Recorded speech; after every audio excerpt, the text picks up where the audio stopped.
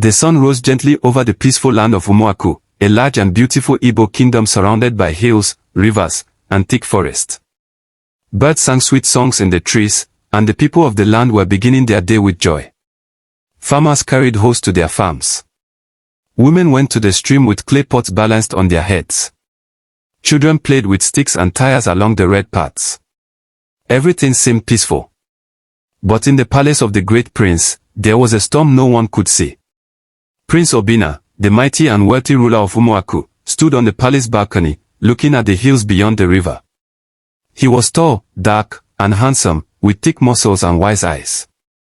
At 45, he had built the strongest kingdom in all the East. His palace had golden chairs, marble floors, and guards that stood day and night with shining spears. But there was one thing the prince did not have: spiritual protection. For many years, enemies from the north had threatened to attack Umuaka. They had warriors that never died and arrows that moved like lightning. Prince Obinna fought them with soldiers, charms, and prayers, but it was not enough. He needed something more powerful. He needed a goddess. One night, the prince called his chief priest, Dibia Okiko. The old man came into the palace with cowries in one hand and a white staff in the other. "My prince," he said, bowing low. "The spirit spoke to me last night." "What did they say?" the prince asked. "They said your kingdom will fall unless you marry a goddess. A goddess from the sacred hills of Agugoji." Prince Obinna nodded slowly. "If that is what the gods want, then I shall do it." Arrival of the goddess. 3 months later, the sky became dark in the middle of the day. Thunder rumbled, and a whirlwind danced in the air. The earth shook slightly, and from the forest came a woman so beautiful that even the trees bowed. Her name was Awele. She was only 21 years old but looked like she had lived for 1,000 years. Her skin was golden brown. Her eyes sparkled like diamonds. Her voice was soft like a flute. She wore a white gown made from silk that never touched the ground. Her hair flowed down like a black river, and her steps made flowers grow. She was a goddess, and she had come to marry the prince. Everyone in the land came out to see her. Some bowed. Some cried. Some threw white feathers in her path. When she smiled, even sick people felt better. When she laughed, babies stopped crying. Prince Obinna married her the next day. It was the biggest wedding the land had ever seen. Drums beat loud. Masquerades danced. Goats and cows were killed. Palm wine flowed like water. The people of Umuaka were happy. They believed peace had finally come. But they didn't know who Awele truly was. Day of peace, night of darkness. During the day, Awele was perfect. She walked around the kingdom, blessing farms and laying hands on pregnant women. She spoke words of wisdom and protected the land from attacks. Warriors from the north could no longer cross the river. Thieves and evil men disappeared. Everyone said, "This goddess is truly our savior." But at night, everything changed. Awele would leave the palace quietly, her white gown turning black as she stepped into the forest. Her eyes would turn red like fire. Her face would stretch, and her nails would grow long and sharp. In the darkness, she met with enemies of the kingdom, warriors from the north, witches from the west, and spirits from the underworld. She gave them secrets. She showed them hidden paths. She cursed the prince's guards. And then she would fly back before the cock crowed, wash herself in the sacred pool, and return to bed beside the prince.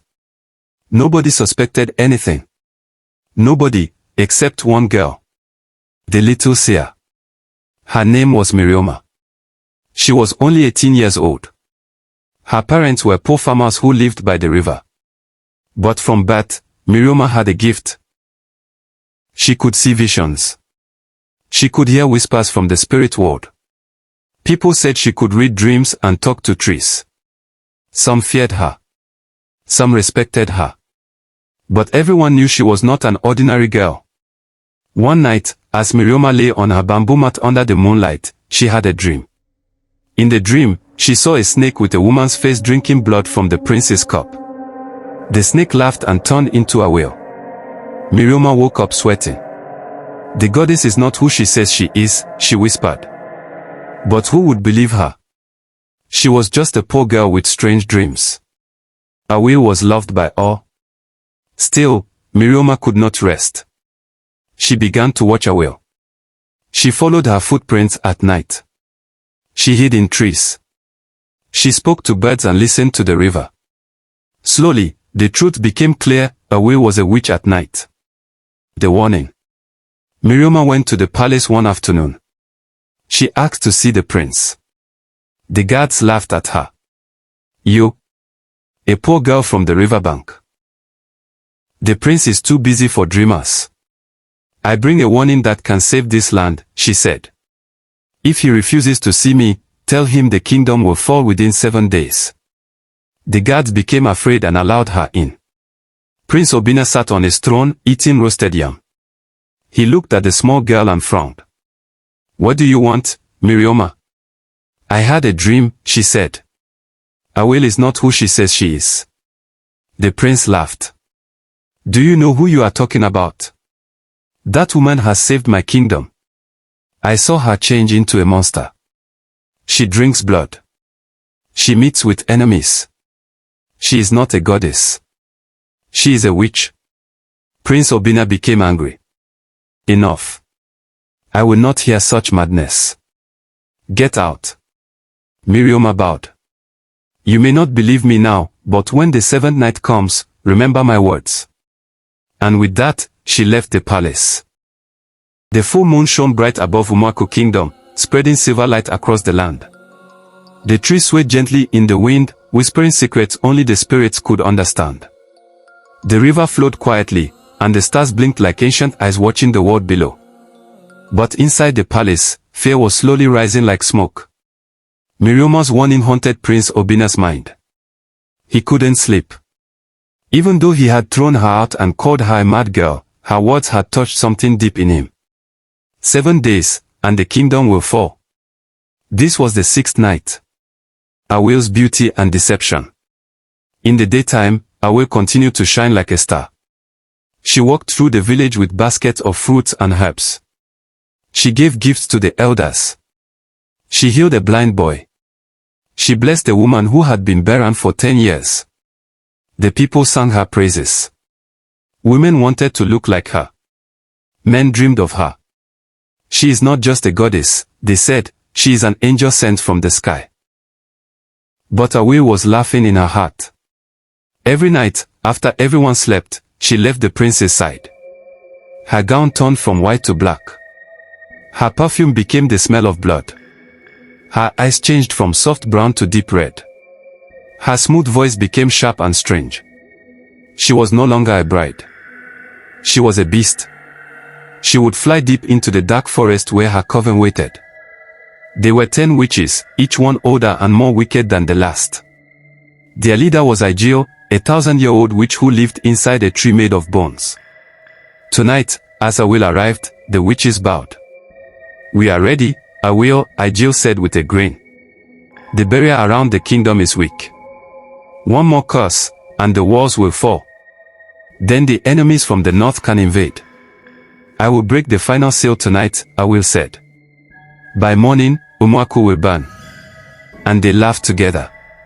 Loud. Wild. Wicked. The prince's doubt grows. Prince Obinna sat in his chamber, holding his head. He had not touched his food. He had not smiled all day. His warriors noticed his sadness. His chiefs asked him questions. But he said nothing. He stood and walked to his private shrine. He knelt before the image of his late father, the great king Umuaka, and prayed. Father, if I have made a mistake, show me. Then the oil lamp in the shrine shook. The flame turned blue. And in the smoke, a face appeared, his father's face. My son, the spirit said, you married a snake in the skin of a dove. Prince Obinna fell back in fear. But how? He cried. She brought peace. She saved us. The face faded. The flame died. The prince was now sure. Mmirioma had spoken the truth. Mmirioma's final vision. Far away, by the riverbank, Mmirioma was also awake. She had not slept for 2 days. Her body was weak, but her spirit was strong. She knelt before her small shrine made of clay and feathers and spoke to the spirits. "Show me what will happen tonight," she whispered. The water in her clay bowl turned dark. Images appeared, a whale flying into the forest, witches chanting, blood flowing in the palace, fire burning huts, women crying. Mmirioma screamed.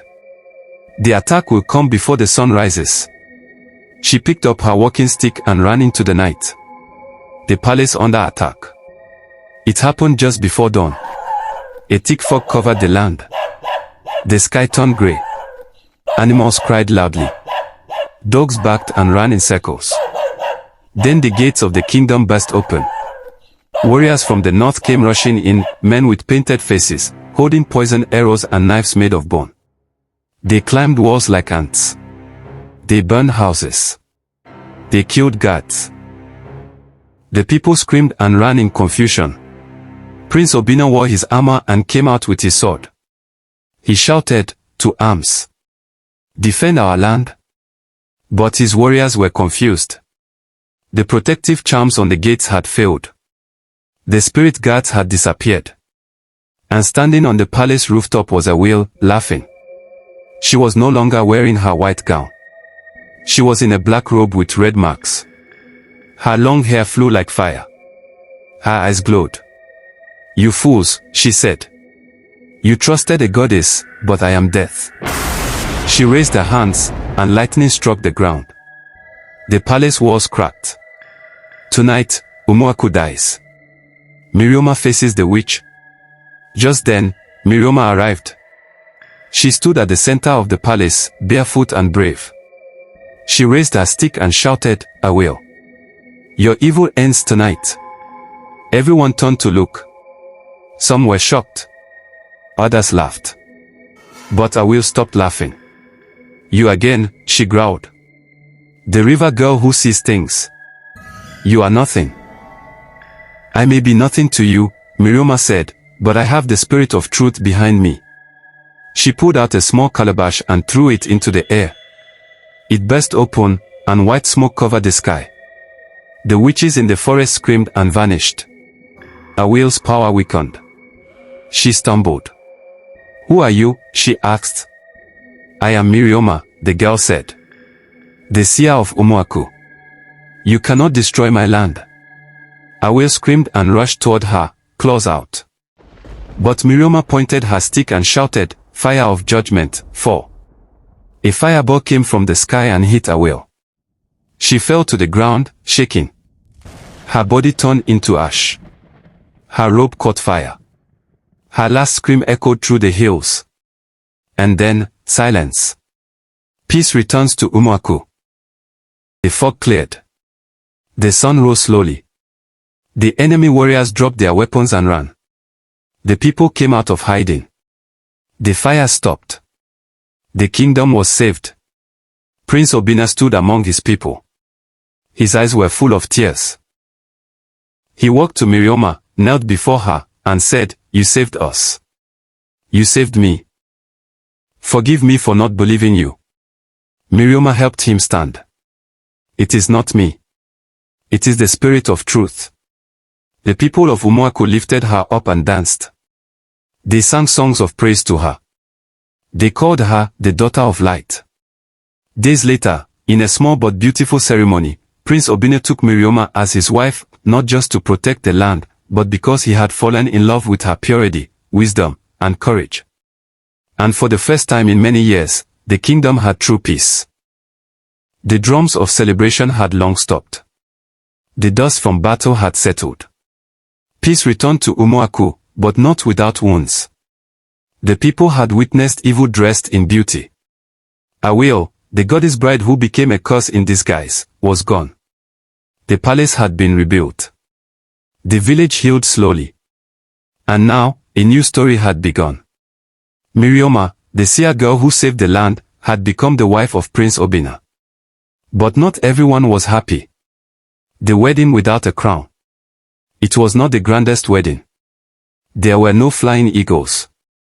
No 10-day dance. No silver plates or golden shoes. It was quiet, just elders, a few maidens, the prince, and Mmirioma dressed in a simple white wrapper, her hair wrapped in red thread, her feet bare. She stood with calm eyes, her lips pressed gently, her spirit steady. Obina took her hands. You are more than my wife. You are the light this land needed. And with that, she became Princess Mmirioma. But the kingdom whispered. She is too young. She is just a river girl. Why didn't he marry a chief's daughter? Even some elders frowned. But Obina did not care. He had loved Awele's beauty and it almost destroyed him. Now he loved Mmirioma's truth, and that was what would keep him alive. A seed of darkness remains. But far away, deep in the forest where even birds refused to sing, something stirred. It was a tree, tall, dry, hollow inside, and dead on the outside. But beneath its roots, a heart still beat. The witches were not all dead. Awele, the leader of the coven, had survived. Burned, weakened, but still alive. She had watched from the shadows as Awele fell in flames. She had screamed in silence. But she had not forgotten. She was our voice, Awele whispered to the night. She was our wings. Now she wanted revenge. And her plan was simple. Corrupt Mmirioma. Learning the ways of royalty. Back at the palace, Mmirioma struggled to fit in. She had never walked on tiled floors. She had never worn fine wrappers. She did not know how to eat with gold spoons. Servants bowed to her, but many did so with fake smiles. Every morning, she woke before sunrise, swept the palace with her own hands, and prayed by the window. Some palace women mocked her. Is this one a wife or a servant? She has no charm. She wears no powder. She is just lucky, that's all. Mmirioma ignored them. She did not come to rule with makeup and cloth. She came to serve with wisdom and light. The first vision. One night, as she slept beside Prince Obina, she woke up sweating. Her body was shaking. Her eyes wide open. She had seen another vision. This one was more terrifying than the last. She saw herself, pregnant, crying, standing before a dark mirror. In the mirror, her reflection wore black. Her baby was stolen from her hands by a hand with long nails. She heard a voice whisper, "This is what happens when you hold light too long, it burns you." She screamed. Prince Obina woke up. "What is it?" She shook her head. "I don't know yet. But something is coming." Awele's whisper. That same night, under the rotten tree, Awele performed the ritual. She burnt hair from Awele's robe, mixed it with the ashes of a night bath, and spoke into a clay bowl. "Show me the path to her soul," she hissed. The bowl glowed. It showed Mmirioma kneeling in prayer. Awele smiled. "You can pray all you want," she whispered. "But your heart will soon be mine." The land begins to change.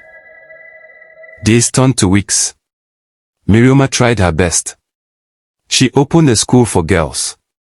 She blessed farmlands. She gave charms to protect hunters. She helped settle disputes in the market. The people began to love her.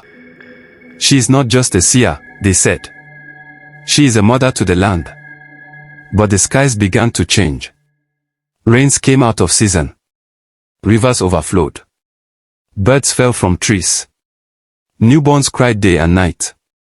Dibia Okiko, the chief priest, entered the palace in fear. "My prince," he said, "there is something dark moving in our land. It feels like when Awele came." Prince Obina looked at Mmirioma. She closed her eyes. "Yes," she said. "The war is not over.